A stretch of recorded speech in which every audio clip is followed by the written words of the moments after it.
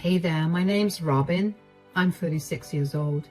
I'm a single mother to my beautiful son, Luke. I wasn't always a single mother as I was married to my husband, Gabe.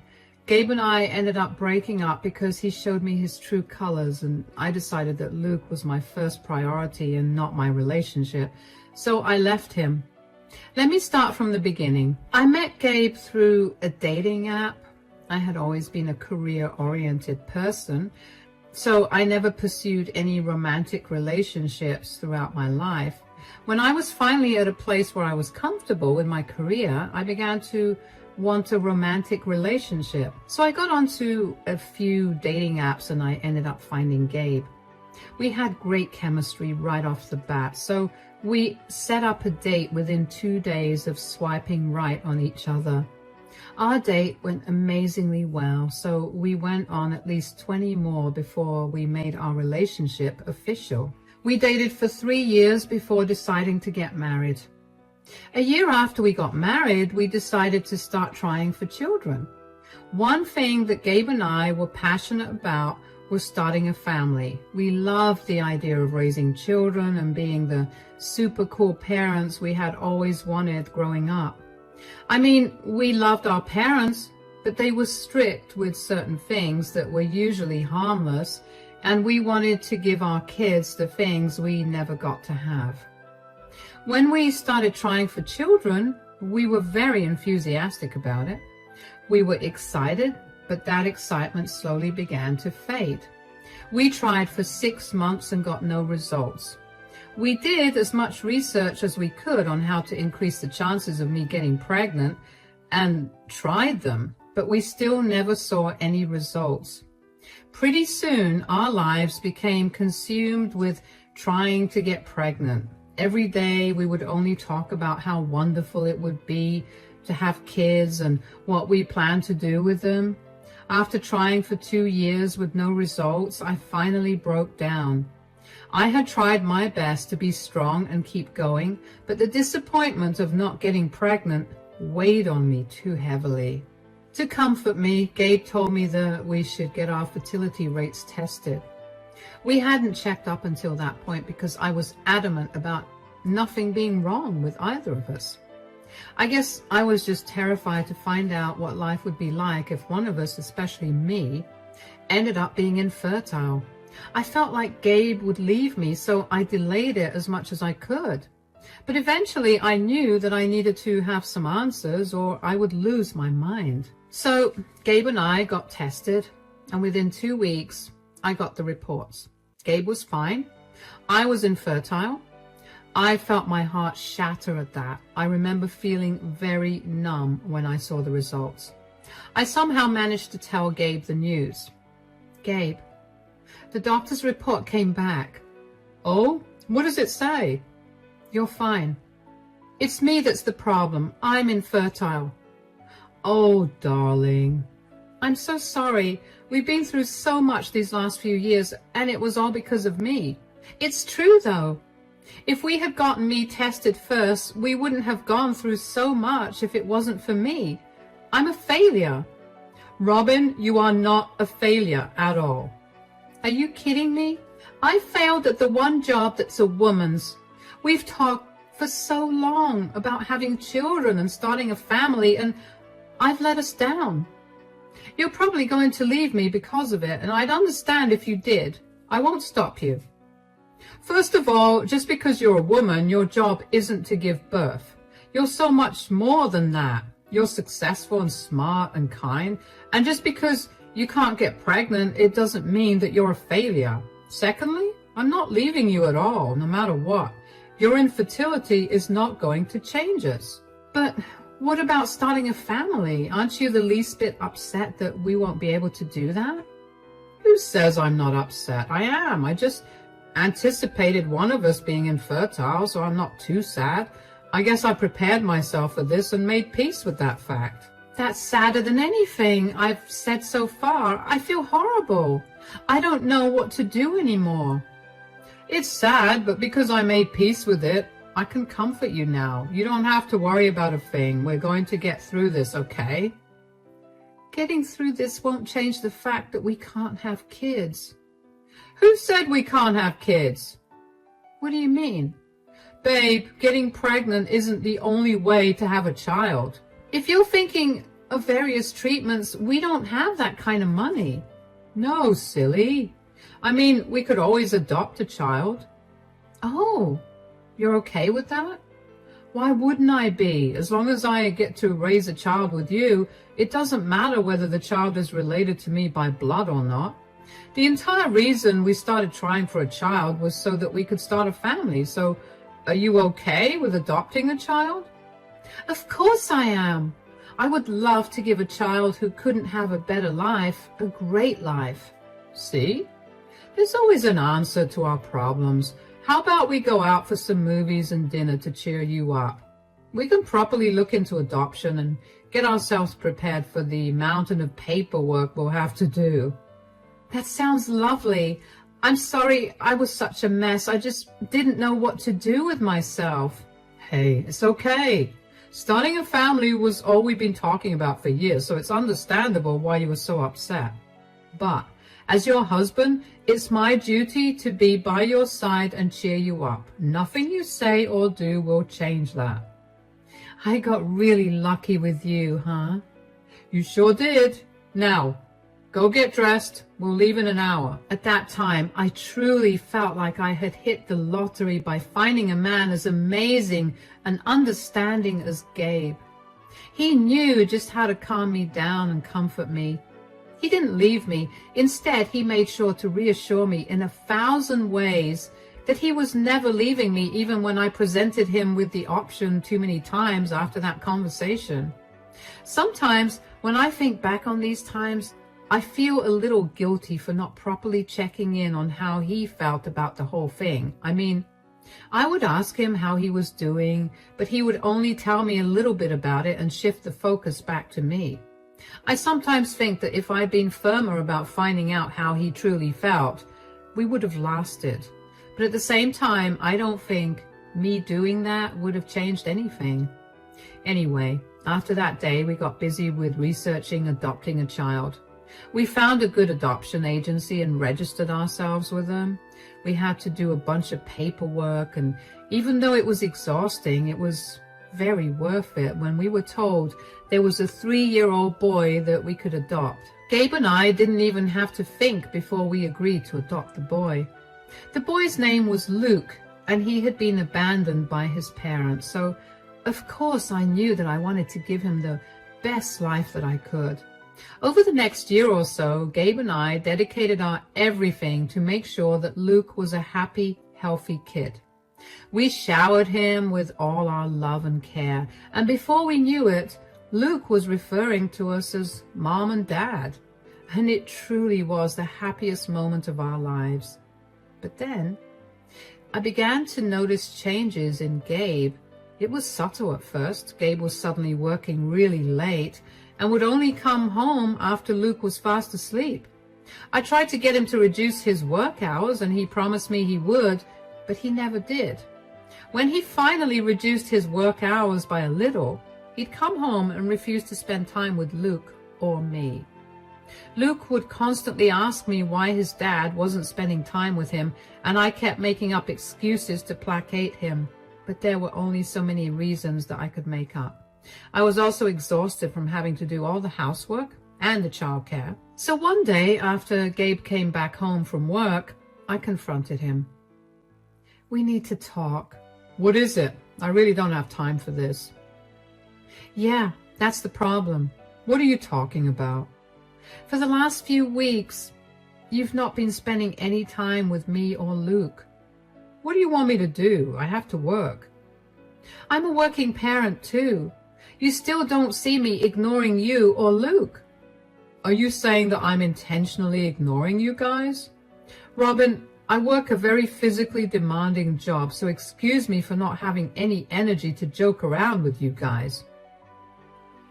I don't expect you to be in a playful mood every day. Maybe just come home earlier or sit for at least an hour with Luke. He's been asking about you a lot, and he's been really sad that you aren't here. I'm trying really hard to juggle a lot of things here. You can't expect me to spend some time doing nothing with a child? A child? He's our son. It's your duty as a father to spend some time with him. I know that, but he's still a child and children need a lot of attention. I can't give him that when I'm so exhausted every single day. Why don't you understand? Do you think it isn't upsetting me that I'm not spending any time with my son? I want to, but I really just don't have the energy to. Stop making me seem like I'm some monster. I'm sorry, I didn't mean to make you feel that way. I'm just really frustrated with you not being around a lot. I'm doing most of the childcare, the housework, and my actual job too. I'm overly tired. I just want you to contribute.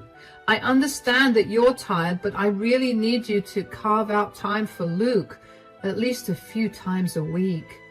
I haven't had any time to myself in weeks, and I've run out of answers to give Luke when he asks me where you are.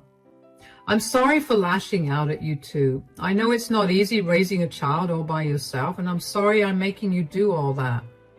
I'll free up at least an hour a day, and I'll take Luke out one day during the weekend. Does that make things better? Yeah, thank you. But I need you to stick to your word. What do you mean? You've told me many times that you'll do things and you've forgotten them after a week of doing them. I'm sorry, like I said, I'm exhausted and my body just works on autopilot most days. I'll try to be more mindful. Good. Are you sure you're only tired from work? I know I was very aggressive with my confrontation right now, but I still care about you. Tell me if there's anything else that's bothering you. We're a team, remember? It's just work. It's getting harder to do a lot of the things I had easily done a few years ago. It's not helping that we're raising a child now. I mean, I keep trying my best to be mindful and careful because I want Luke to grow up to be a good person. I don't want to mess him up in any way, but I'm already doing it. Hey, you're not going to mess him up in any way. You just need to be around a little more. And you will from now on. We'll get through this together, okay? Yeah. I'll go spend some time with Luke right now, and then I'll head to bed. I thought that would have been the end of it, but Gabe did what he always did. He listened to what I said for a week and then reverted to not spending time with Luke and me again. I brought this up with him 2 more times, and he did the same thing both times. Eventually, I gave up. I decided to just roll with it. I did my best to take care of Luke on my own and focus on my other responsibilities. Gabe would sometimes spend time with us, but most times he wouldn't. Luke also got used to his dad not being around much. On the bright side, Luke and I got very close, and I was his favorite parent. My relationship with Gabe was also taking a hit because of his absence. We went from spending every evening together to him only coming home way after I'd fallen asleep. When I'd leave for work, he'd be fast asleep. We barely spoke unless it was concerning financial matters. I tried to get him to spend time with me, but he was always busy. I couldn't help but feel like there was something that Gabe was hiding from me. It was a gut feeling, but I couldn't quite place what the issue was. I couldn't even confront Gabe about it because he would not take my gut feeling seriously. One day, I had a terrible day at work, and when I got back home, I noticed Gabe's car in the driveway. I thought that day was going to be one of the days where he was in a good mood and that we'd get to spend some family time together. So I walked into the house, happy about it. I'm back home. Today was exhausting. In the living room. Ugh, I just need to take a hot shower right now. And, oh, who's this? Robin, this is Leah. She's going to be the mother of my child. What? What do you mean? I've been seeing Leah for over a year now, and she got pregnant now, so I'm going to be living with her. Excuse me? You've been cheating on me? And this is how you choose to tell me? Would you rather I just walk out without having said anything? That would have been significantly better than this. You were right, Gabe. She is crazy. Why did you cheat on me, Gabe? What did I do to you for you to cheat on me? Isn't it obvious? You couldn't give me a kid of my own. Are you serious? What happened to you being understanding and wanting to stay by my side no matter what? What about Luke? Are you going to abandon him? Just like that? I tried my best to make peace with the fact that Luke was not my actual son, but I couldn't. It's just not the same as having my own child. Hold on. Is this the reason you've been ignoring Luke for the last 8 months because you were busy getting another woman pregnant and planning to leave him? That's a crude way to put it, but technically, yes. Why did you even stay for so long if you were planning to leave us? I wanted a family and you two were just there. But now that I'm going to have a baby, who's my own, I don't need you anymore. So you're just leaving us, like that? Did we really mean nothing to you? You were the one who told me that just because I was infertile, it wouldn't change us. What did you expect me to say? You were the woman I loved at that time, and I didn't like seeing you upset. I said whatever I could to get you to stop crying. Why didn't you just tell me you were not okay with me being infertile? Why did you have to lead me on like this? Do you know how hurtful this is? My God, how pathetic can you be? Your man found a real woman and he's leaving with me. Stop asking so many questions and just make peace with it. Who even are you to speak to me like this? I'm the woman who's giving Gabe a child in a month, something you could never do. Come on, babe, let's go. Robin, I'll need you to leave the house within a month. I'll see you then. Gabe and Leah left the house after that, and I felt numb. I felt like I was in some horrible nightmare. Never in a million years did I ever expect this from Gabe. He had always been the sweetest person, always vouched for us as a couple. I had heard many horror stories of husbands changing after they found out that their wives were infertile, but I never expected to be a part of that. Gabe had promised me that we were never going to change after all. I don't really remember much of the next few days. My body functioned on autopilot. Luke could tell something was wrong too, but I did my best to make him feel like everything was all right. Eventually, I guess my brain finally registered that Gabe was gone and that our relationship was over, and I had a really bad breakdown. I called my parents because I couldn't stop crying and I didn't know what to do with myself. They rushed over and comforted me. They helped take care of Luke while I processed all my emotions. They were really angry that Gabe did something so horrible, not only to me, but also to Luke. They stayed with me for 2 weeks and helped me pack everything up. When I was doing a little better, I sat Luke down and gently explained to him that Gabe would no longer be a part of our lives.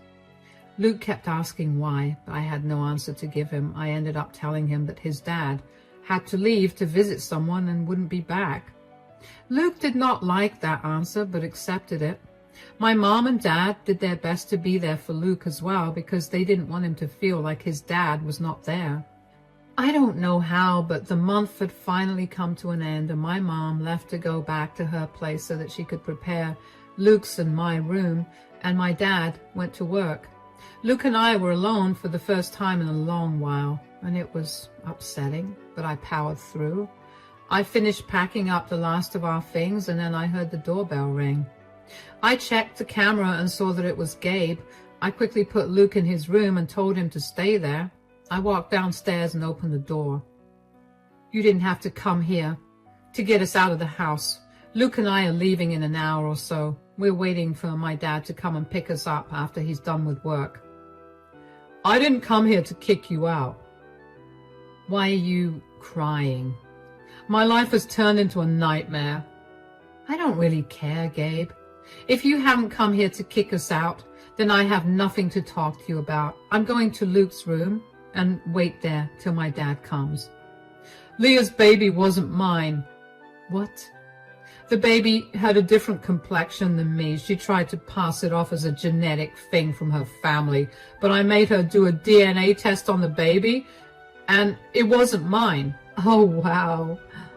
Why are you laughing? Did you not feel sorry for me at all? My entire life has turned upside down. Why would I feel sorry for you? You were the one who cheated on me, who let his affair partner insult me, who promised to stay by my side and accept me, but quickly turned around and left me for another woman who could bear him a child, who abandoned the child that he adopted to have a child that had his blood. There's absolutely no reason to feel sorry for you at all. You deserve everything that's happening to you. I know I messed up really bad. I just can't seem to understand why Leah would lie to me. Probably because she saw that you have money and she wanted that. I was really wrong about her, Robin. I'm so sorry that I left you for her. Is there any way that we could go back to being a family again? You're kidding, right?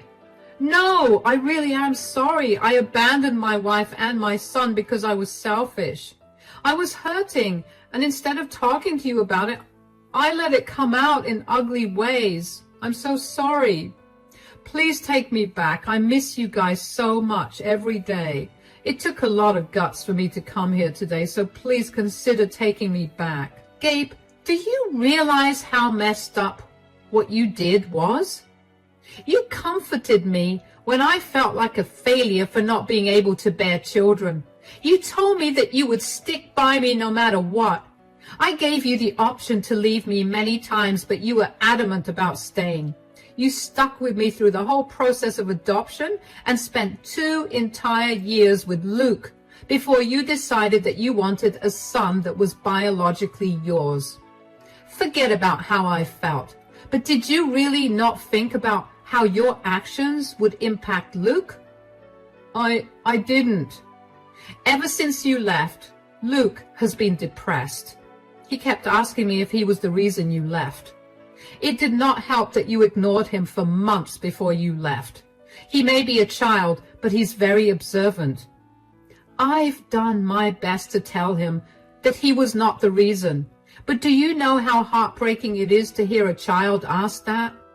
I know, I messed up big time. Will you please let me just talk to Luke and make things right with him? I don't want you anywhere near Luke anymore. What? But I'm legally his dad, too. That's being taken care of right now. I've arranged to have your name removed as Luke's father. What? Luke was referred to a child psychologist to deal with his feelings, and the psychologist told me that it was imperative that I only introduce you back into Luke's life if I was sure you were going to stay in his life. I don't think you will. I don't want my son struggling anymore. I want to stay. I promise. Please take me back. Gabe, you've done enough damage. Please just leave us alone. You already showed us how quick you are to change your mind if you could have a child that was biologically yours. You've hurt Luke and me enough. You deserve to suffer a lot more for what you did to us. You'll be served with the divorce papers soon. Please never contact me or Luke ever again. I went to Luke's room and I locked the door. I was beyond mad. Yet at the same time, I couldn't help but feel happy that Gabe's new life came crashing down before he could even get to enjoy it. It made me feel like, for once, the universe was on my side. I waited in Luke's room with Luke for an hour before my dad called me to let me know that he was there. He saw Gabe in the house and had a stern talk with him about leaving. Gabe tried to fight my dad, but he'd always been intimidated by him, so he left after that. My dad helped me move all of Luke's and my things. Luke was a little upset about moving, but he quickly cheered up after he saw my parents. He loved being with them because they always spoiled him senseless. He quickly forgot that we had moved out of the house, and I was glad that was the case. Gabe kept trying to contact me, but I wanted nothing to do with him, so I ignored him. My lawyer advised me not to block his number so I could use all his texts as proof of his abandonment if needed, which actually ended up being pretty useful because Gabe had texted me 1,000,000 times with apologies for abandoning Luke and me. When he realized that I was not going to respond to him, he began to send angry, mean texts about how leaving us was the best thing he did because he didn't want ungrateful brats in his life.